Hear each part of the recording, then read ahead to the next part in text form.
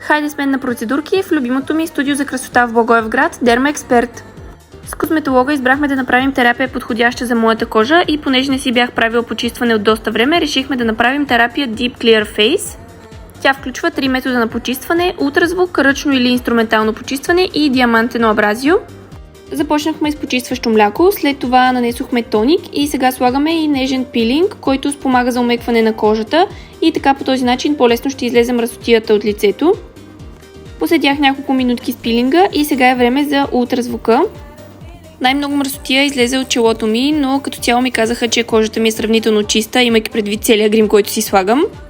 Сега е време и за диамантеното абразио, след което веднага ми сложиха хидратиращ серум и с този уред с 5 функции избрахме функцията Moisturizing за по-дълбоко проникване на серума в кожата. След това забъркахме една алгомаска с египетска роза, която хидратира, озарява тена и е против фини бръчици. Вече е готова, сега слагаме очилата, защото ще поседя с тази маска около 10 минути под LED лампа.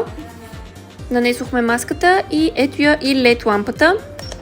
Тя подобрява цялостното състояние на кожата и балансира чувствителната кожа. След като изтекоха 10 минути, разбира се, махнахме маската и сега с помощта на ето този уред ще нанесем хидратиращ крем. Беше доста приятничко и успокояващо. След това нанесохме и околочен крем и разбира се накрая и слънцезащита.